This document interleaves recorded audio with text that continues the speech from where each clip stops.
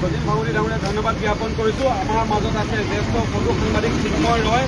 আমি চিন্ময় ৰয়ক কম দুষাৰ ক'ব কাৰণে সাংবাদিকৰ সুৰক্ষাৰ স্বাৰ্থত, কাৰণ আমি বাৰম্বাৰ এনেদৰে প্ৰতিবাদ সাব্যস্ত কৰিব লগা হয় আৰু প্ৰতিবাৰেই এনেধৰণৰ ঘটনা সংঘটিত হয়। দুদিন মূৰে মূৰে আমি এনেধৰণৰ প্ৰতিবাদ সাব্যস্ত কৰোঁ, কিন্তু তাৰ পাছতো সংঘক ৰক্ষা নকৰে এই ৰাজনৈতিক নেতাবোৰে বিশেষকৈ। গতিকে চিন্ময় ৰয়ক মই অনুৰোধ জনাম তেওঁ দুষাৰ ক'বৰ কাৰণে।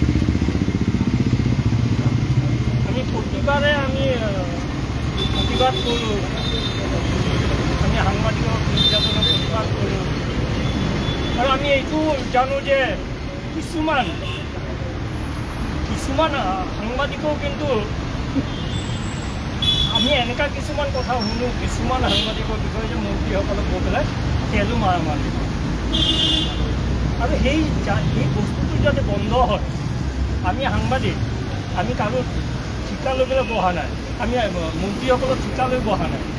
আৰু আজি জয়ন্ত মল্ল বৰুৱাই যিটো কথা কৈছে, সাংবাদিকক উদ্দেশ্যে যিটো অপমান কৰিছে, সেই অপমান বন্ধ কৰিব লাগে। আৰু আমি ভাবোঁ যে চৰকাৰৰ গোটেই প্ৰগ্ৰাম আমি যাতে বয়কট কৰোঁ, বৰ্জন কৰোঁ, যেতিয়ালৈকে ক্ষমা নিবিচাৰে জয়ন্ত মল্ল বৰুৱাই। সাংবাদিকক অপমান নচলিব, সাংবাদিকক অপমান নচলিব। জয়ন্ত মল্ল হুঁচিয়াৰ, জয়ন্ত মল্ল হুঁচিয়াৰ। গণতন্ত্ৰৰ চতুৰ্থ স্তম্ভৰ ওপৰত আক্ৰমণ বন্ধ কৰক, সাংবাদিকৰ বাক স্বাধীনতা খৰ্ব কৰা বন্ধ কৰক, জনপ্ৰতিনিধিয়ে নিজৰ মৰ্যাদা ৰক্ষা কৰক, জনপ্ৰতিনিধিয়ে নিজৰ পদমৰ্যাদা ৰক্ষা কৰক।